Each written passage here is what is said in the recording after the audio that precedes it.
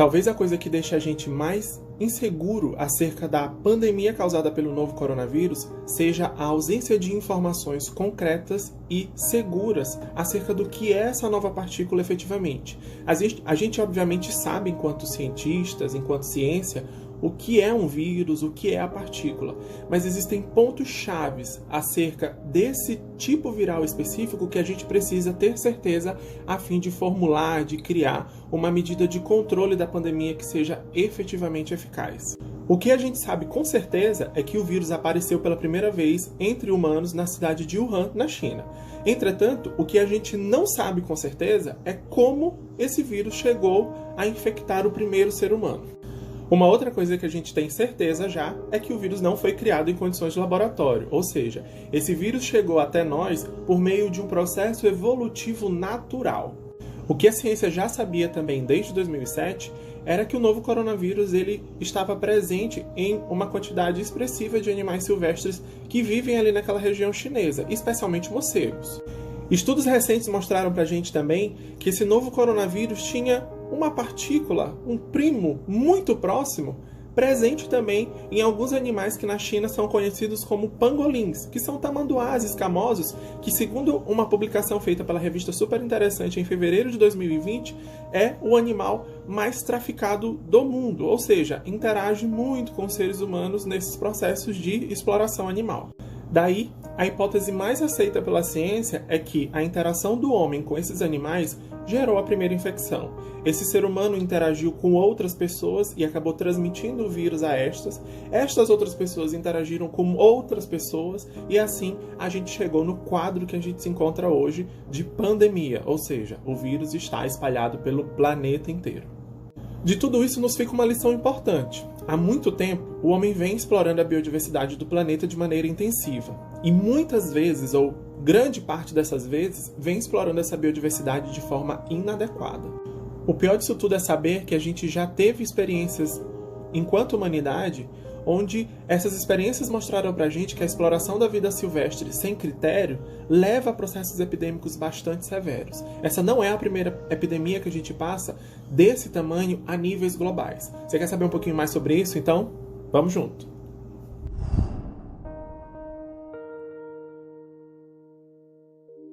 Uma das maiores pandemias que a humanidade já viu perdura até os dias de hoje. Mas para a gente entender sobre ela, vamos precisar nos transportar para a República dos Camarões, que é um país que fica no oeste da África. A região é robusta em florestas, é recheada de matas. E nessas matas a biodiversidade é muito grande. Biodiversidade significa um grande número de plantas e também de animais vivendo naquele espaço. Então, é uma região de ampla exploração e no meio dessa floresta a gente encontra muitos macacos. Primatas vivendo naquele espaço, dividindo a região, dividindo o lugar. No meio daquela diversidade, macacos chimpanzés são abundantes na região. E são eles os protagonistas dessa história. Foram eles que forneceram a partícula viral que gerou a nova doença em seres humanos. Olhando um pouquinho para a história, a gente sabe que o continente africano ele sempre foi alvo de inúmeros processos de exploração e invasão por parte de inúmeros países. No século XV, o país responsável por invadir o oeste do continente africano foi a nação de Portugal. Nos séculos seguintes, a exploração se intensificou mais ainda, agora com franceses e britânicos preocupados e ocupados em explorar a extração do látex e do óleo de palmeira.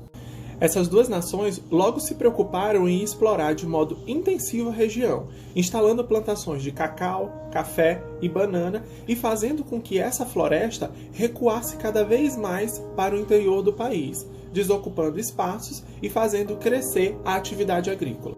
Todo esse processo colonizador foi observado de camarote pelos chimpanzés, que viram as suas terras serem tomadas e logo em seguida passaram de espectadores a vítimas, uma vez que caçadores começaram a adentrar as matas em busca da carne desses animais.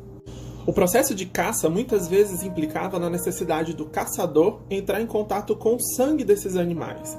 Além destes, a população que fazia o consumo da carne comprando o animal morto no mercado também interagia com o sangue desse animal de alguma maneira. O que essas pessoas não sabiam, contudo, era que o sangue desses animais abrigava uma partícula viral. Esse vírus, por sua vez, alcançou o ser humano por meio de ferimentos e escoriações. É estimado que esse novo vírus alcançou o organismo humano por volta da década de 1930.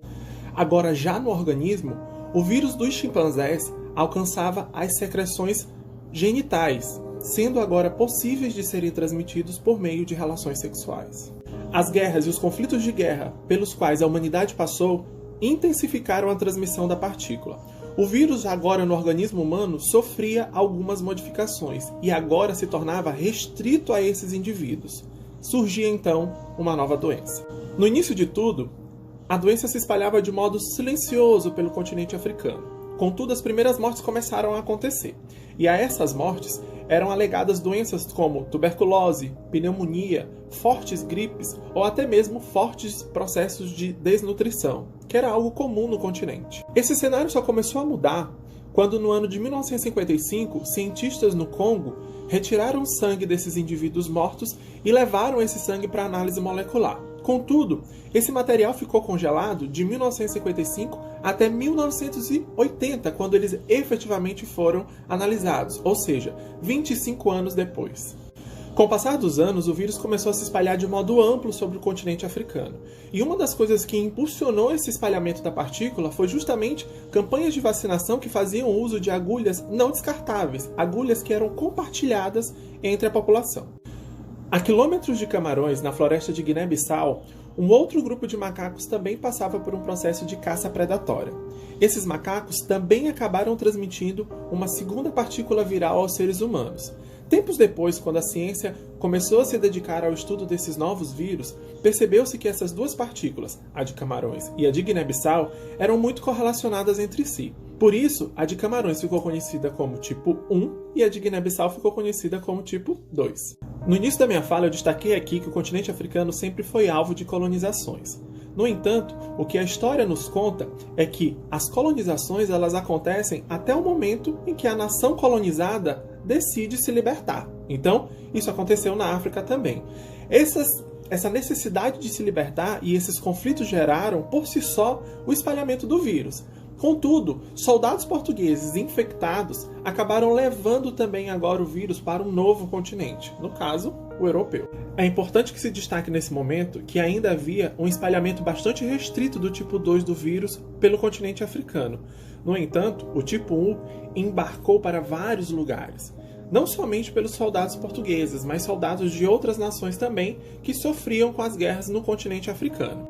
Nesses novos países, assim como no continente africano, essas partículas eram transmitidas de pessoa a pessoa por relações sexuais ou procedimentos como transfusões sanguíneas ou campanhas de vacinação utilizando agulhas compartilhadas, não descartáveis.